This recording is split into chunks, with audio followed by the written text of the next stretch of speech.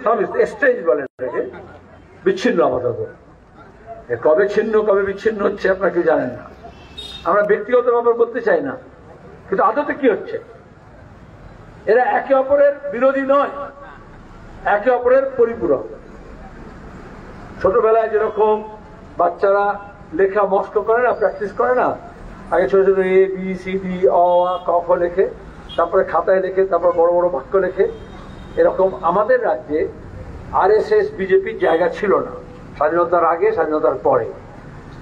তাকে জায়গা করে দেওয়ার জন্য প্রথমে ছোট ফুলে প্র্যাকটিস করলো, তারপর যে ছোট ফুল হয়ে গেল এখন বলছে একটু বড় ফুলে প্র্যাকটিস করি। তাতে আমাদের বেকারদের কি সমস্যার সমাধান হলো? অজিতপতি বলছিল এই জেলার ব্যাপারে, পরিযায়ী শ্রমিক। আমরা চেয়েছিলাম আমাদের ছেলে মেয়েদের মেধা বুদ্ধি শিক্ষা তাদের যা কিছু শক্তি আছে সেটাকে ব্যবহার করে আমাদের রাজ্যকে গড়ে তুলতে, জেলাকে গড়ে তুলতে। তখন দাঁড়িয়ে এরা এই শিল্প কারখানা গড়ে ওঠার যে সম্ভাবনা ছিল তার ভ্রূণ হত্যা করলো দুজন একসঙ্গে মিলে। আর এখন দাঁড়িয়ে হাজার হাজার ছেলে। আর যখন মনমোহন সিং এর সরকার এলো বামফ্রন্টের সমর্থনে, আমরা বললাম 100 দিনের কাজের আইন করতে হবে। আমরা চেয়েছিলাম 200, তো তারা বললো আপাতত 100, পরে 200 হবে। আজ পর্যন্ত বছরে 100 দিনের কাজ হয়নি। মোদী সরকার এসে বললেন গড্ডা খোদনে কা কাম দিয়া হ্যায়, এটা বন্ধ করো। তো যেহেতু আমরা আইন করে দিয়েছিলাম, এ দুর্নীতি করেছে ও দুর্নীতি করেছে, চুরি হয়েছে। এই জন্য আমরা মমতা ব্যানার্জিকে বললাম যে সোজাসুজি বলো কত পেলে, কত খেলে, কত লুটলে আর কত দিলে তার হিসেব দাও। আচ্ছা, কেন্দ্র সরকার হিসেব চাইতো না? প্রকল্প কেন্দ্র সরকারের। এখন ভোটের সময় বলছে চোর চুরি করেছে, চুরি করেছে। আপনার যদি বাড়িতে চুরি হয়েছে, ওরা শাস্তি দিল গরিব মানুষকে, কাজটা বন্ধ করে। কারণ দুজনে মিলে চাইছে, ওরা আইনটা তুলে দিতে চাইছে, কাজটা বন্ধ করে চাইছে। আর মমতাজি দেখলেন এই ফাঁক আছে, সুতরাং টাকা চুরি করে ফাঁক করে দাও। আর তারপরে কত গর্জন, এই দিল্লি যাবো, হিল্লি যাবো, নিয়ে আসবো, কিন্তু আদতে কাজটা বন্ধ। বামফ্রন্ট মানে হচ্ছে গরিব মানুষের এই কাজ, শুধু কাজ।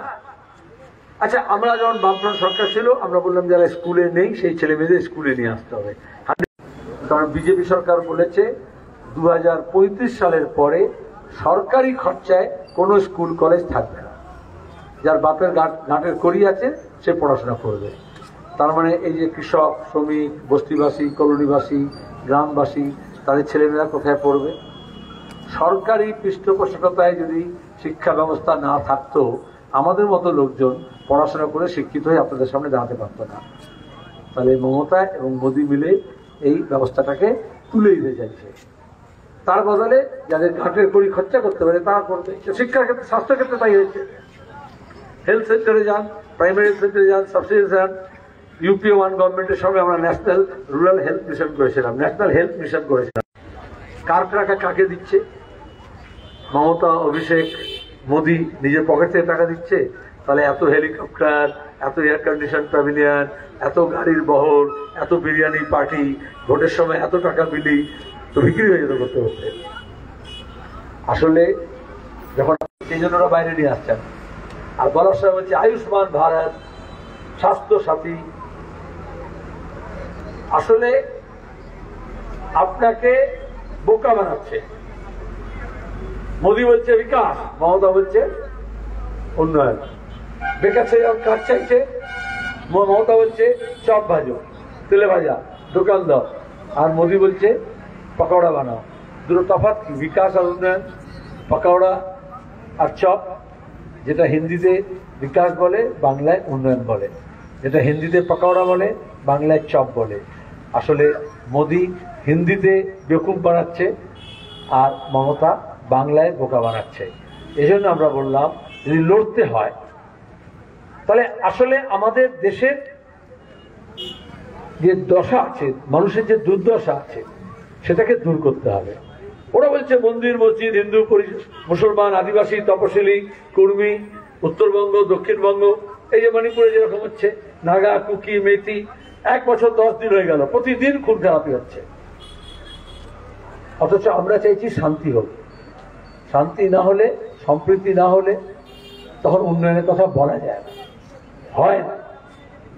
মানে মানুষের দুর্দশা কাটাতে হলে আছে, এরা নড়াচড়া করছে না, কিন্তু এরা তিনটে পায়া আছে, বলে না ট্রাইপড, তার জন্য দাঁড়িয়ে আছে। আমি দাঁড়িয়ে আছি, দুটো পা আছে। এরকম আমাদের দেশটা দাঁড়িয়ে আছে, তার সংবিধান তার পা ঠিক করে দিয়েছে তিনটে। একটা হচ্ছে যুক্তরাষ্ট্রীয় কাঠামো, একটা হচ্ছে ধর্মনিরপেক্ষতা, আর একটা হচ্ছে গণতন্ত্র। মুসলমান মন্দির মসজিদ দাঙ্গা হাঙ্গামা কেন হচ্ছে? যে দ্বিতীয় যে পা আছে সেটা হচ্ছে ধর্মনিরপেক্ষতা, সেটাকে ভাঙতে চাইছে। আর তৃতীয়টা হচ্ছে যুক্তরাষ্ট্রীয় কাঠামো। তামিলনাড়ু, কেরালা, অন্ধ্রপ্রদেশ, তেলেঙ্গানা, আসাম, মণিপুর, বাংলা, বিহার, উড়িষ্যা, আলাদা রাজ্য আছে, নানা ভাষা, নানা মত, নানা পরিধান।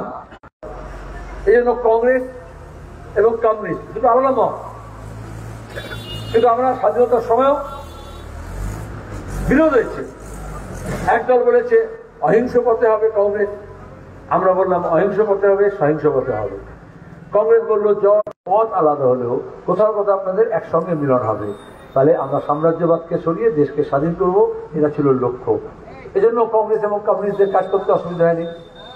স্বাধীনতার পরেও যখন ব্যাংক আসন্ন লোকসভা নির্বাচনে রাজ্যের প্রতিটি প্রান্তে বামফ্রন্ট প্রার্থীদের জয়ী করুন।